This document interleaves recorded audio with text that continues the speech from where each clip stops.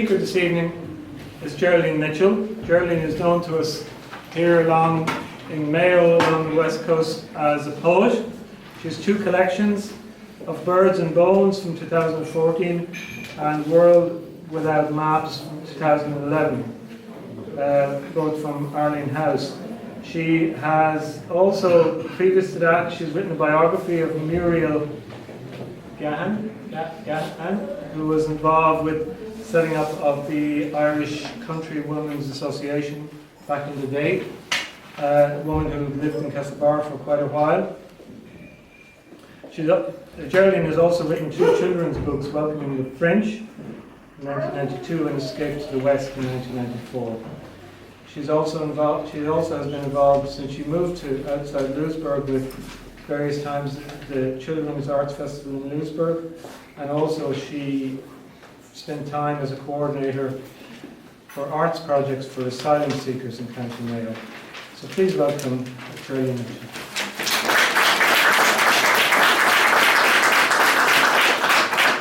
Thank you, John. It's always funny hearing someone else talk about things you've done a long time ago. I didn't altogether recognise that. I'm really, really pleased to be here to be doing this for Mags, who I have not known very long, but I was absolutely thrilled to be asked to open her exhibition in the Custom House. I was born in Southside Dublin, and I now live in Northside Devlin North, out the other side of Louisburg, parish of Killeen, and I look out every day on Clare Island. So that's me, and what I do now is all the other stuff is behind me, and now I'm just concentrating on writing poetry. But I have a real sense of excitement when Mag's invited me to do this, because I really believe in different art forms coming together and exchanging, and I think we can always learn an awful lot from each other, and to share the language of creation, really, but not the language of just words, but of creating. And there's another reason why I got excited. I'm becoming more and more involved in the art world, and here I'm going to make an unashamed plug. My late aunt was a woman called Geraldine Mitchell, who, when she died 15 years ago, she had set up a charitable trust, and she left money to finance the Golden Fleece Award. And the closing date for all artists present and craft makers is the 16th of November. You've time to put in an application. It's a really interesting prize because it's a crossover between visual arts and applied arts and crafts. And the thing that my aunt was really particular about was that the artist or maker should have a need that she knew how hard it was for artists to make money, and that sometimes you get stuck in your career and you need money to move forward. So I looked up my plugging that, but I just think for everyone present it's really an important opportunity. There's a prize fund each year of about €20,000, so it's not to be sneezed at. But now back to my excitements. My biggest excitement was when I came to see Mags's work for the first time the other day was the unexpected, which is always kind of an exciting thing. Mags's work, it's not what I expected. In the best possible ways, I got a surprise. We live on opposite sides of Clwyd Bay, or rather, I live at the open end, the top of Clwyd Bay, and she's at the opposite of the mouth it is, but I'm at the mouth and she's the other end. And I expected to come in and sort of to be a moment of recognition. I'd expected a shared sense of space, or a sense of somehow shared space of colour, skies that I would immediately recognise. And my late mother's voice in my head was saying, you didn't think. No, I didn't think. If I'd looked at the map, I would have realised they're very different places. But I realised that, on my side of the bay, or where I sit at the mouth of the bay, it's all about up and out. And big light shows, big high skies, open sea. And in Mags's work, it's all about, it's sort of the menace of in and down, of again, the unexpected. and unsuspected depths of sinkholes and floods. If you look at Pollock na Gopal, the lost field, lost ground, there are paintings with the water comes right up around your feet. Cow in search of grass, the flooding of the cowshed. I'm not going to name that many pictures, but those are ones where that really kind of hits you. And it's not like the tide coming in very nicely and going out again. This is like trapped water and unavoidable dark. And this for me is where the power of her painting lies. What we have here are far more than west of Ireland landscapes. Even the four hauntingly beautiful photographs, in these there are the bare trees, the water, the reflections. And of course, on the far right, the utterly atmospheric portrait of Magda's daughter. Beautiful picture. Anyway, when I first saw the paintings, it wasn't anywhere in Ireland that flashed through my mind, but strange as it may sound, scenes from Beasts of the Southern Wild. I don't know if many of you saw that film a couple of years ago. It was an extraordinary film, I thought, with an amazing young actor whose name I forget, young girl. Even flashes of the aftermath of Hurricane Katrina, Dave Eggers' Zaitoon. I was thinking of all these things, and obviously our own, big storms, which is the immediate inspiration for so many of these paintings, and all that is very, I suppose, very cataclysmic, and rightly so. And yet, the power of this work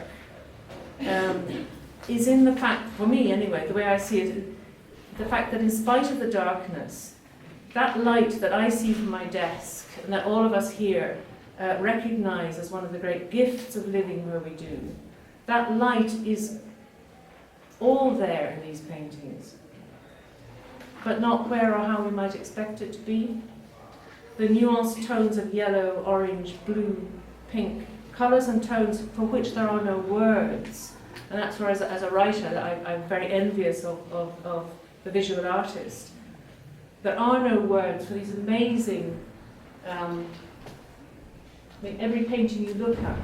Now, these are, for me, slightly the exceptions because they are, they haven't got the darkness and the water. But if you look at all the others, you've got these amazing true colours that are just present everywhere.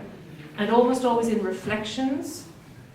And again, they make us look down, they make us look into the paintings, forcing us to confront the power and the menace of water.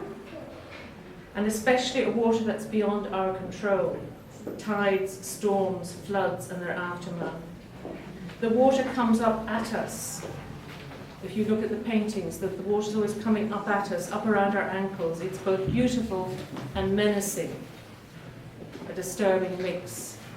Paul Muldoon said about poetry, I believe very strongly that a poem should be a disturbing unit, that when one goes into that force field, one will come out the other end a changed person. And what I've enjoyed so much about being asked to speak at this opening of Magda's exhibition is that it's really made me think again about how we relate to art, both our own and other people's. It's made me think about process, the similarities between art forms, the time involved, the evolution of a poem or a painting that no one will ever know about except the author or the artist themselves. It's made me think about layering, how like editing and revising it is in poetry, how Magda's paintings are rich and full of mystery and emotional impact because of this, the great depth she achieves in her paintings. How there's always an unexplainable moment of alchemy in a work of art that succeeds, the moment when questions like, what's it about, what does it mean, need to go to the waste paper basket. There's that famous anecdote about Schumann, who played a piece on the piano of his, and somebody said, Mr. Schumann, can you tell us what was that about, what did that mean? And he just sat down at the piano again and played the piece again. So the emotional response is meaning enough. and I'm nearly finished, it's made me think about the way a painting, however personal to the artist, needs a viewer in order to activate it, to make it real. In the same way a poem is inert until it finds its reader. You hope that your own work will find this anonymous partner, that it will change them, however slightly, the way Muldoon describes, that they will emerge from the experience with a new and fresh way of seeing. And this has most definitely been the case for me, seeing these paintings and thinking about them. So I just like to, I'm going to end by reading a poem of mine, which sort of links in with Mag's paintings, I think.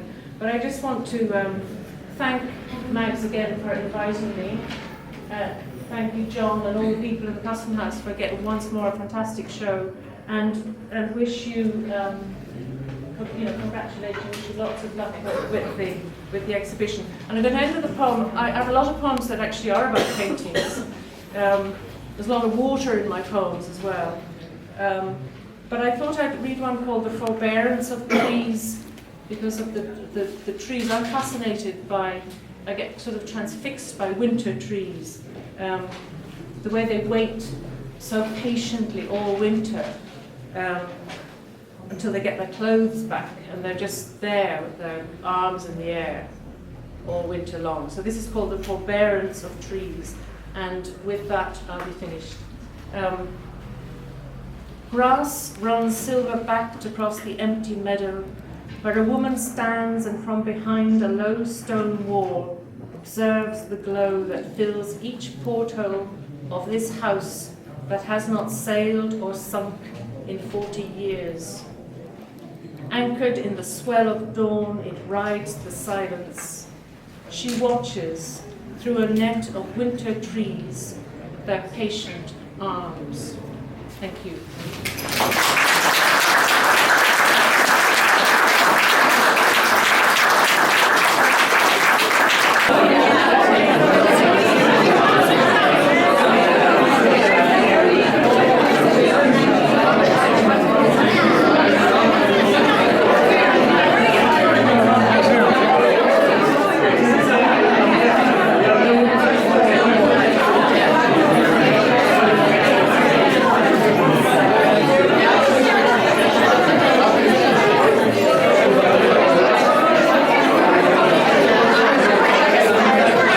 Meg's your daughter. And she's doing a bit of artwork. Yeah, Where did she get that from? me. No, do you do a bit? Yeah. You have a little flair, have you? Yeah. Did you do it when you were a kid? You did? Very noisy in here, isn't it? Very noisy. She had a big crowd for her opening, a big crowd. You're proud of her? No, I am very proud of her. I didn't know this was going to be like this. I didn't know when it was. I had to go and look up for it. And when did you hear about it? I heard about it during the week. During the week, yeah. She's doing a great job anyway, yeah? Fantastic. A great job, It's good. Oh, it's lovely, yeah, lovely stuff there, yeah. I thought it was nice. You're having a drop of orange? You're not having a drop of gin and tonic, no?